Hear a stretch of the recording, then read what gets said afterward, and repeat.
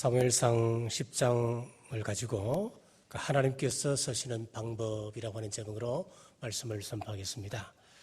하나님께서는 주권적인 능력으로 당신의 섭리를 이루어 가십니다. 사울이 아버지의 심부름으로 나귀를 찾아 길을 떠났습니다마는 하나님께서는 그것을 통하여서 이스라엘의 왕으로 세우실 계획을 하고 계셨습니다. 하나님의 방법은 너무나 다양하고 신비합니다. 하나님의 최애서는 사람들이 왕을 요구하지 아니하고 하나님을 왕으로 삼고 살아가는 것이었습니다.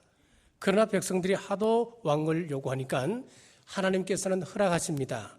이렇게 하나님은 최선이 무너지면 좌선책을 선택하셔서 최선을 따라오도록 배려하시는데 우리는 우리의 계획이 실패로 돌아가면 모든 것을 포기해버리고 맙니다.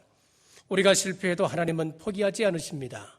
백성들이 요구하는 것이 탐욕이고 그것이 잘못된 욕구임에도 불구하고 하나님의 뜻이 관철되지 않을 때에는 그들의 요구를 들어주시면서 거기서 또다시 자선책을 찾으시는 것이 바로 구속사의 흐름입니다.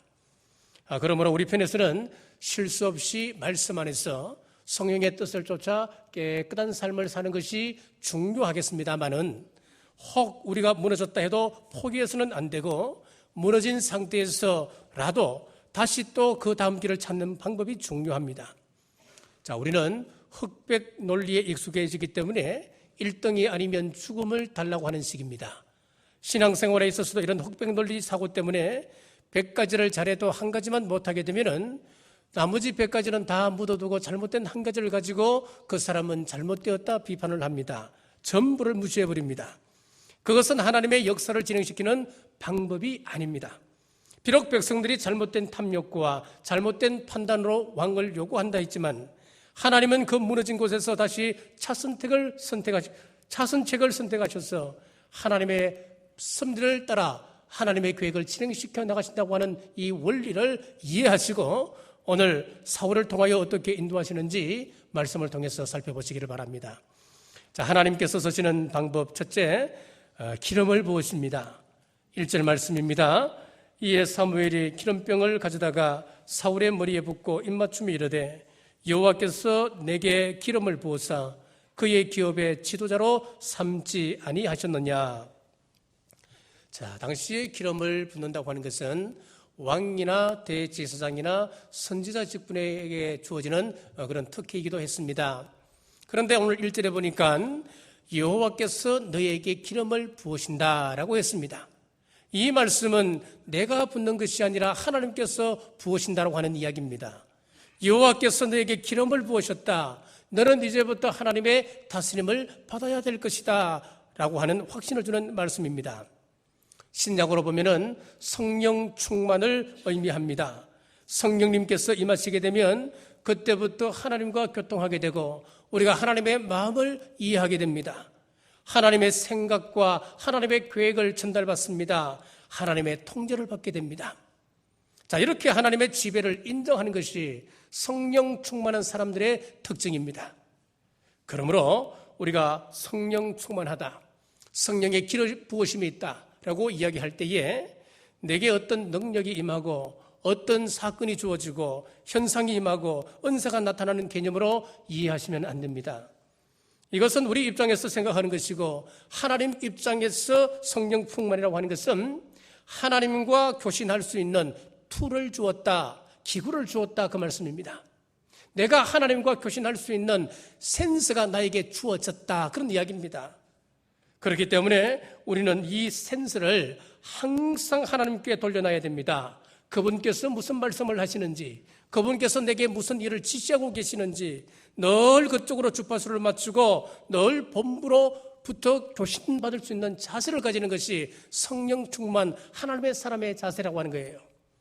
사랑하는 성도 여러분, 성령 충만 받으셨습니까? 그렇다면 어떻게 살아야 합니까? 하나님의 뜻을 쫓아 살아야 합니다. 육신을 쫓게 되면 그때부터 쇠퇴하기 시작합니다. 점점 몰락하기 시작합니다. 무너져가기 시작합니다. 예수님을 믿고 성령님을 받은 사람인데 그 사람이 자꾸 몰락해 갑니다. 점점 몰락해 가는 사람이 있다는 거예요. 왜 그럴까요? 하나님의 통치를 거절하는 사람, 내 마음대로 자기 멋대로 사는 사람은 계속해서 망해져 가는 것입니다. 생활도 안 풀립니다. 대인관계가 점점 꼬여져 가기만 하는 것입니다. 적절치 못한 비유입니다마는 정권이 바뀌었는데도 기업하는 사람이 여전히 과거 운운하면 되겠습니까? 새 정권의 협조도 하지 않고 좋은 관계를 맺어가지도 않는다고 한다면 어떻게 되겠습니까? 그 기업은 분명 어려움을 겪게 될 것입니다. 세무조사가 들어갑니다. 더 많은 어려움을 타당합니다. 결국은 정부의 압력에 의해서 그 기업은 망해져 가고 마는 것입니다. 우리나라만 그렇겠습니까? 일본도 마찬가지고 미국도 마찬가지입니다. 힘이라고 하는 건 그런 겁니다. 성령님의 역사를 체험하고 하나님께서 나의 절대적인 권력자라고 하는 것을 인정했으면 그 다음부터는 복종해야 됩니다. 따라가야 되는 것입니다. 마찬가지로 성령님을 체험하고 하나님을 감지할 수 있는 센서를 받았음에도 불구하고 여전히 육신을 쫓아 따라가니까 되는 일이 있겠습니까? 로마서 8장 5절에서 6절에 보면은 육신을 따르는 자는 육신의 일을, 영을 따르는 자는 영의 일을 생각하나니 육신의 생각은 사망이요 영의 생각은 생명과 평안이라 성경은 말씀하고 계십니다. 예수님을 안 믿으면 지옥 갑니다라고 하는 이 말하고 성령님을 쫓아 따라 살지 아니하면 망합니다라고 하는 이 말은 같은 말입니다. 자, 그런데 우리가 예수님을 믿지 않으면 지옥 갑니다라고 하는 이 말은 이해하는데 성령님을 쫓아서 살지 아니하면 지옥 간다라고 망한다라고 하는 이 말은 잘 이해를 못합니다. 지옥은 안 가도 삶이 고달픕니다. 풀리는 것이 없습니다. 그래서 우리가 구약으로 말미암아 이야기하면은 가나안을 산다. 신약을 이야기하면 천국의 삶을 살아간다라고 한다면 우리가 성령님을 쫓아 살아가라고 하는 그런 이야기입니다. 성령 충만하심으로 하나님의 통치에 순종하시는 우리 남북의 온 성도들 되시길 주님의 이름으로 축복합니다. 하나님이 서시는 방법 두 번째는 구체적인 증거로 우리에게 확신을 심어주십니다. 사무엘이 구체적인 증거 셋을 예언합니다. 첫째는 두 사람을 만날 것이라고 하는 예언이었습니다. 본문 2절을 보십시오. 내가 오늘 나를 떠나가다가 베냐민 견계 셀사에 있는 라헬의 묘실 곁에서 두 사람을 만나리니 그들이 내게 이르기를 내가 찾으러 갔던 암나기들을 찾은지라 내 아버지가 암나기들의 염려는 놓았으나 너희로 말미암아 걱정하여 이르되. 지금 사건이 예기치 않는 방향으로 나아가자 사울이 얼마나 당황했겠습니까? 당황하는 그에게 이 모든 사건들은 하나님께서 주관하고 계신다고 하는 확신을 심어줘야 되지 않겠습니까? 먼저 두 사람을 만날 것이라고 했습니다. 그리고 그 예언이 이루어질 장소로 라헬의 묘실을 곁이라 그랬습니다. 라헬이 누굽니까? 야곱이 가장 사랑했던 아내였습니다. 가장 사랑했던 아내였음에도 불구하고 조상들의 묘실이 있는 막벨라굴에 장사되지 못했던 불행한 사람이었습니다. 그는 노중에 베냐민을 얻다가 죽었던 사람이기도 합니다. 자, 그런데 이 베냐민 지파에서 왕이 탄생하는 날 사울이 그 할머니 묘실 곁에서 지금 첫 증거를 본다는 거예요. 그 두 사람이 그곳에서 내 아버지가 잃어버렸던 암나기들을 찾았다라고 하는 기쁜 소식을 전해 듣습니다. 그리고 아버지께서 집 나간 아들들을 더 걱정하고 계신다고 하는 그 소식을 또한 듣게 되는 것입니다. 자, 10장 2절 말씀에 내 아버지가 암나기들의 염려는 놓았으나 그렇게 되어 있지요. 여기서 염려는 놓았으나라고 하는 이 구절을 라헬의 묘실과 연결시켜서 보면은 베냐민을 낳다가 죽었던 그 라헬, 조상들의 묘실에 묻히지 못했던 불행했던 그 과거는 잊어버리고 암나기를 찾았을 때 그 기쁨과 마찬가지로 새 일을 생각하라고 하는 그런 깊은 의미가 들어있습니다. 자, 암나기를 찾았다는 소식에 사울이 얼마나 기뻤을까요? 큰 위로와 격려의 소식이 아닐 수가 없었습니다. 이와 같이 우리 남부 가족 여러분들은 좋은 소식, 복된 소식, 예수 그리스도를 만나 그를 영접하였고 이제 우리는 구원의 백성이 되어 예수님 다시 오실 그 재림을 대망하는 사람들이 되었습니다. 나아가서 이 복된 소식을 전했던 두 사람처럼 우리 또한 예수님의 복된 소식을 증거하는 여러분 되시길 주의 이름으로 축복합니다. 하나의 징조만으로는 확신할 수가 없었습니다. 그래서 두 번째 예언입니다. 베델로 올라가는 세 사람을 만나게 될 것이다 라고 했습니다. 3절과 4절 말씀입니다. 내가 거기서 더 나아가서 다볼 상수리 나무에 이르면 거기서 하나님을 배우려고 베델로 올라가는 세 사람을 만나리니 한 사람은 염소 새끼 셋을 이끌었고 한 사람은 떡 세 덩이를 가졌고 한 사람은 포도주 한 가죽 부대를 가진지라. 그들이 내게 문안하고 떡 두 덩이를 주겠고 너는 너의 손으로 받으리라. 다볼 상수리 나무 있는 곳에서 하나님을 배우려고 그랬습니다. 여기서 하나님을 배우려고 하는 이 말씀은 예배 드리려 하는 그 말씀입니다. 세 사람이 예배 드리기 위해서 베델로 올라가는 겁니다. 그 세 사람을 만나게 된다는 거예요. 한 사람은 염소 새끼 셋을 가지고 있었고 한 사람은 떡 세 덩이를 가지고 있습니다. 한 사람은 포도주 한 가죽 부대를 가지고 있었다 그랬습니다. 자, 그들이 사울에게 하고 떡 두 덩이를 준다는 거예요. 자, 그들이 사울을 언제부터 알았다고 떡을 주겠습니까? 그리고 지금 이 떡 두 덩이는 어떤 떡이냐 하면은 베델로 올라가는 사람들, 하나님 앞에 예배드리는 사람들, 하나님 앞에 제사 드리기 위해서 제물로 가지고 가는 제물이었습니다.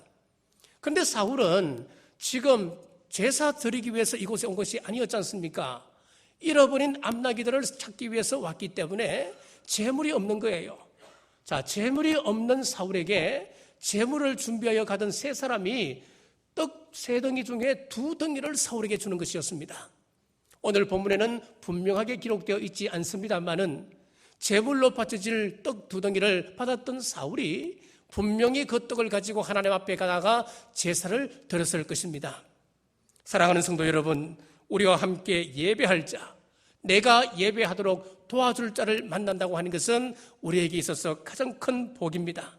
그러므로 우리는 기도해야 됩니다.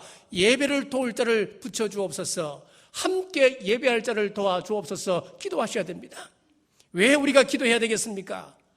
앞으로 마지막 때가 되면은 예배를 피할 날이 온다고 그랬습니다.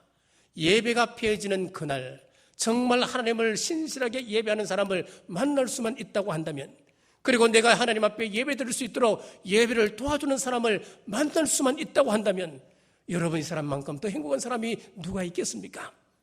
사랑하는 남부교회 성도 여러분들에게 이런 좋은 만남의 복이 있기를 주님의 이름으로 축원합니다. 세 번째 예언은 선지자 무리를 만날 것이다 그랬습니다. 본문 5절에서 6절 말씀입니다. 그 후에 내가 하나님의 산에 이르리니 그곳에는 블레셋 사람들의 영문이 있느니라. 내가 그리로 가서 그 성읍으로 들어갈 때에 선지자의 무리가 산당에서부터 비파와 소고와 저와 수금을 앞세우고 예언하며 내려오는 것을 만날 것이요, 내게는 여호와 영이 크게 임하리니 너도 그들과 함께 예언을 하고 변하여 새 사람이 되리라. 지금 여기 세 번째 선지자들과의 만남을 가장 중요하게 기록하고 있습니다. 수적으로 보면은 첫 번째 만남에서는 두 사람, 두 번째는 세 사람, 그리고 세 번째는 선지자 무리들, 그렇게 강조를 해가고 있습니다. 그리고 질적으로도 첫 번째 만났던 사람은 두 사람은 일반인이었습니다. 그리고 두 번째 만났던 사람들은 베델로 올라가는 사람들, 하나님 앞에 예배드리기 위하여서 올라가는 예배하는 사람들 세 사람이었습니다. 그리고 세 번째는 하나님의 기름 부음 받은 선지자들, 이렇게 강조되어 있습니다. 자, 그들을 만날 때에 사울에게 여호와의 영이 크게 임하여서 그들과 함께 예언하고 변화하여 새 사람 되었다, 성경은 기록하고 있습니다. 자, 하나님께서 사무엘을 통해서 사울에게 세 가지 징조를 보여주신 이유가 어디 있다고 생각하십니까? 이 땅의 모든 것은 하나님의 뜻대로 이루어져감을 보여줍니다. 사울을 왕으로 세워가셨는데도 하나님이심을 이 시간 사울에게 확신시켜주기 위해서 지금 예언을 하고 있습니다. 우리 성도들은 이 땅에서 자기의 욕심대로 자신의 뜻을 이루려 해서는 안 됩니다. 겸손히 하나님의 뜻을 구하며 그분의 뜻을 이루가고자 조심스레 한 걸음 한 걸음 내디디셔야 됩니다. 그러므로 우리가 하나님의 뜻을 분별하는 데는 신중에 또 신중을 기해야 됩니다. 과연 이것이 하나님의 뜻일까? 아니면은 하나님의 뜻인 고사하고 내 감정, 내 생각을 하나님의 뜻으로 착각하고 있지는 않는지, 또 나아가서 마귀의 생각을 하나님의 생각으로 착각하고 있지는 않는지 우리는 또 확인하셔야 됩니다.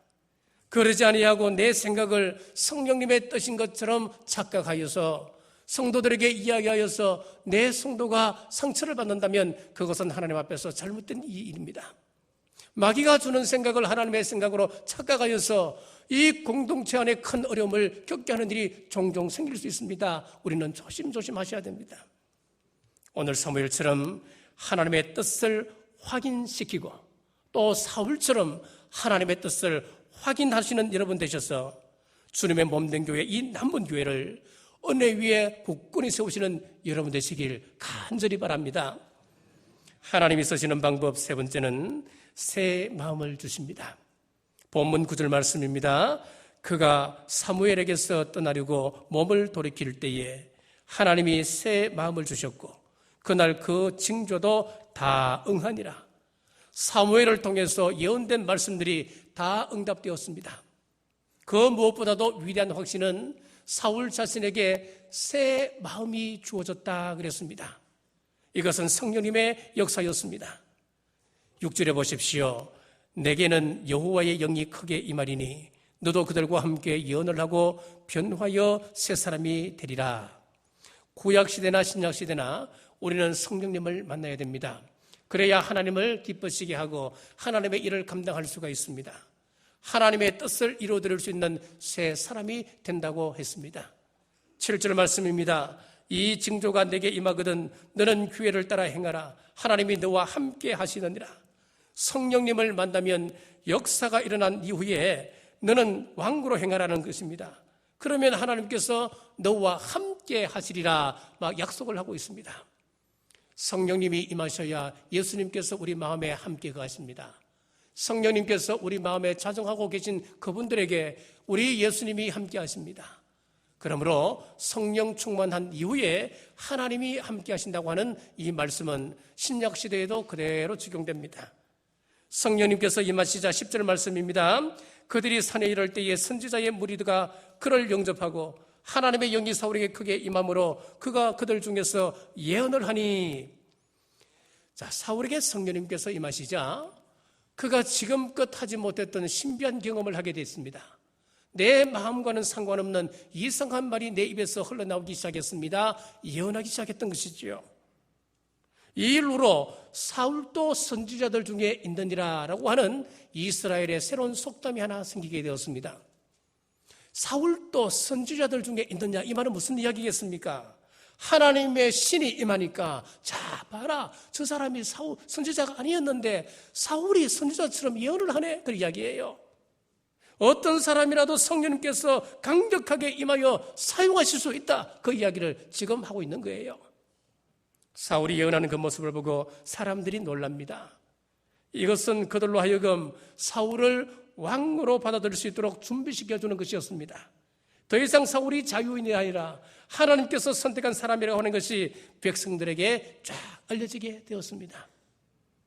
사랑하는 성도 여러분, 하나님께서 새 마음을 주시니까 사울의 생각이 바뀌어졌습니다. 지금까지는 자기 지파를 아주 부끄럽게 생각했습니다. 우리처럼 나약한 베냐민 지파에서 무슨 왕이 탄생하겠습니까?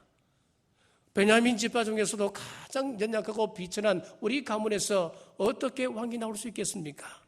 내가 왕이 되더라도 백성들이 과연 나를 믿고 따라올 수 있겠습니까? 이것은 안 되는 일입니다. 자, 그렇게 생각했던 그의 나약한 마음이 새 마음을 받고 난 이후부터는 자기도 생각하지 못하고 감당하지 못할 강한 마음을 허락했습니다. 담대해졌습니다. 용감해진 자신의 마음을 발견하게 되는 것입니다. 이제 그의 마음은 정치가의 마음이 되어 있었습니다. 군인이 되어 있었습니다. 왕자의 마음이 되어 있었습니다.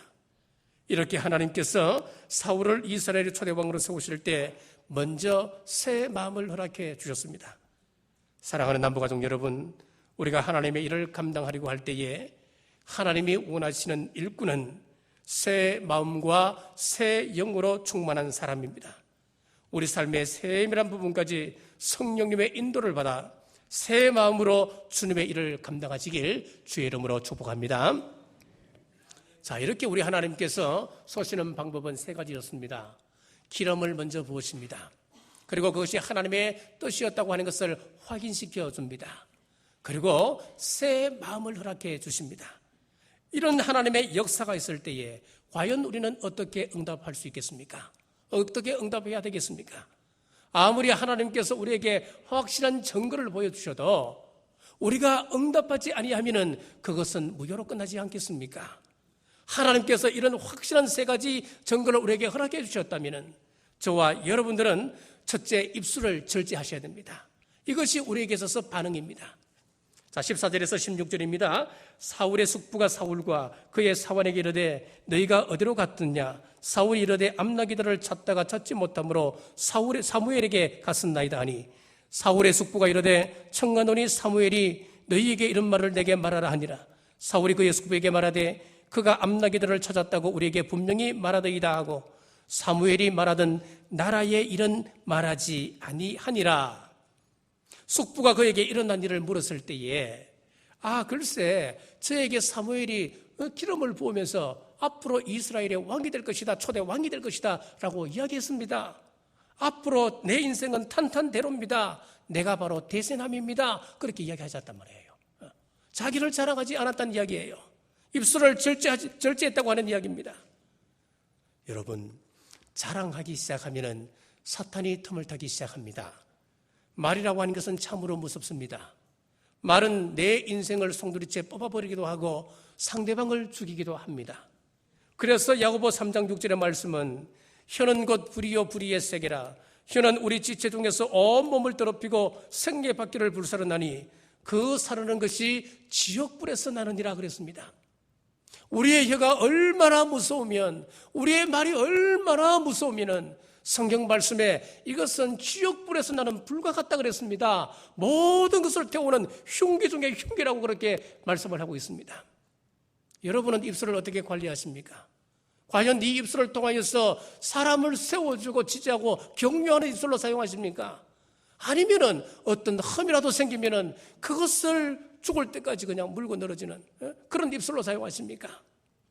이스라엘 백성들이 광야에서 죄를 지을 때 보면 거의 다 혀로 죄를 짓습니다. 거의 다 보면 하나님을 원망하고 불평하고 앞에 있는 모세를 못살게 구는 거예요. 전부 다 혀로 그랬습니다. 입술로 그런 거예요. 그래서 하나님께서 가나안의 첫 성을 칠 때에 침묵을 명령하셨습니다. 만약에 하나님께서 침묵을 명하지 않으셨다면 이스라엘 백성들이 여리고 성을 들 때 어떻게 있겠습니까? 그런 성을 받겠습니까? 이야, 정말 높다. 굉장한 성이구나. 천홍성이구나. 저 높은 곳에서 돌을 던지고 저 위에서 활이라도 쏜다면 우리는 여기서 몰살당하겠네. 우리는 죽었겠구나. 이렇게 돈다고 저 경관성이 과연 무너질까? 이것은 있을 수 없는 이야기야. 하나님이라도 우리 이성이 수용할 범위 내에서 명령하셔야 되지. 이것은 말도 안 되는 거야. 힘든 일이야. 이런 불신앙의 말은 전념성이 또 강하잖아요. 온 이스라엘 백성들에게 믿음을 주는 것이 아니고 두려움과 의심을 주는 그런 말씀, 이야기들 아니겠습니까? 많은 분들이 예배는 잘 드리고 또 열심히 봉사를 잘 하면서도 이 말 때문에 주어질 상급을 다 쏟아내버린 사람들이 얼마나 많습니까? 요즘 이 사회가 너무 말이 많습니다. 좋다고 떠들고 싫다고 떠들고 신문을 비롯한 언론 매체들이 너무 시끄럽습니다. 말이 많습니다. 또 정치인들도 너무 말이 많습니다. 좀 침묵했으면 좋겠어요. 메르스로 인해서 우리 스스로가 너무 떠벌리는 바람에 전 세계적으로 이 대한민국이 지금 고립되어 있습니다. 며칠 전에 TV 뉴스를 보는데 중국에서 관광객들이 배로 한 배로 왔다가 메르스 때문에 한국 인천항에 안 내리는 거예요. 배 안에서 창문 너머로 인천 항구에서 공연하는 한국의 공연을 배 안에서 물끄러미 쳐다보고 거기서 사진 한번 찍고는 그냥 내리지도 않고 돌아가 버리는 거예요. 우리 말 때문에 그렇습니다. 지금 우리가 배워야 할 것은 침묵하는 일입니다. 떠들면 문제만 더 커집니다. 그러므로 침묵은 문제를 녹이는 핵폭탄입니다. 사랑하는 성도 여러분, 여러분들은 하나님 앞에서 이 입술을 어떻게 관리하십니까? 시리아 북쪽에 있는 타우라스산은 독수리 서식지로 유명합니다. 자, 여기 있는 독수리들이 즐겨 찾는 먹이 중에 하나가 두루미라고 그럽니다. 그런데 우리가 두루미를 잘 아시는 대로 이 두루미들은 굉장히 시끄러운 새입니다. 무리들끼리 모였을 때도 시끄럽고 또 하늘을 날아갈 때도 굉장히 시끄럽답니다. 이 입을 가만두지를 않는다는 겁니다. 그래서 타우라스 산을 넘을 때에 이 두루미떼가 하늘에서도 짹짹거리면서 온갖 잡소리를 내면서 날기 때문에 쉽게 독수리들이 그 위치를 파악하고 잡아먹는다는 거예요. 그래서 이 두루미들 가운데 늙은 두루미 그리고 오래된 노련한 두루미들은 타우라스 산을 넘을 때는 냇가에 가서 조약돌을 하나씩 입에 문다는 거예요. 그래서 이 조약돌이 입에 물려 있으니까 말을 하고 싶어도 부리를 움직이고 싶어도 움직일 수 없는 것 아닙니까? 침묵하는 그 새들은 무사히 타우라스 산을 넘어간다는 거예요. 여러분 그렇습니다. 두루미가 산을 무사히 넘기 위해서 입을 돌에 물고서라도 침묵했던 것처럼 하나님이 우리에게 주신 약속들을 성취하기 위해서는 우리는 침묵이 필요합니다. 고린도전서 15장 10절에 보면 그러나 내가 나 된 것은 하나님의 은혜로 된 것이니 라고 했습니다. 우리가 지금 하나님의 은혜로 이 자리에 와 있습니다. 하나님의 은혜로 우리 주님의 자녀가 되었습니다. 하나님의 은혜로 지금 우리가 세움받았습니다. 나의 나 된 것은 하나님의 은혜입니다. 그러므로 우리가 자랑할 것이 뭐가 있습니까? 여러분 교만하지 마십시오. 조급해하지 마시고 믿음 가지고 조금만 더 참고 하나님 바라보며 기도의 분량을 채워가십시오. 그러면 하나님의 때에 반드시 응답이 있습니다. 이스라엘 백성들이 엿새 동안 말씀 순종하고 침묵 가운데 돌아왔을 때에 그 성이 조금이라도 움직였습니까? 균열이 생겼습니까? 그렇지 않았습니다. 성은 끄떡도 하지 않았습니다. 그러나 그들이 말씀을 믿고 일곱째 날에도 돌았을 때에 무너지기 시작했습니다. 여기에 내가 자랑할 것이 뭐가 있습니까? 여리고 성이 무너지는 그 현장 속에서 이스라엘 백성들이 과연 자랑할 거리가 뭐가 있었다는 거예요. 백성들이 한 일이 뭐가 있었습니까? 오늘 본문의 사울처럼 여리고 성 앞에 있는 이스라엘 백성들처럼 요단강 앞에 놓여 있는 나환자 되었던 나만처럼 갈멜산의 엘리야처럼 하나님의 때를 기다리며 입술을 절제하시길 주의 이름으로 축복합니다. 사랑하는 성도 여러분, 우리 하나님이 사용하시는 방법은 첫째는 성령의 기름 부으심이 있습니다. 두 번째는 우리에게 확신을 주는 예언의 말씀이 있습니다. 그리고 세 번째는 새 마음을 허락해 주십니다. 하나님께서 우리에게 이렇게 세 가지로 감동 주실 때에 우리는 입술을 절제하여 하나님의 때를 기다리며 하나님이 쓰시는 방법에 절대 순종하는 우리 남북의 온 성도들 되어서 하나님의 구속사에 귀히 쓰임받는 저와 여러분 되시길 주님의 이름으로 축복합니다. 기도하겠습니다. 하나님 은혜를 감사합니다.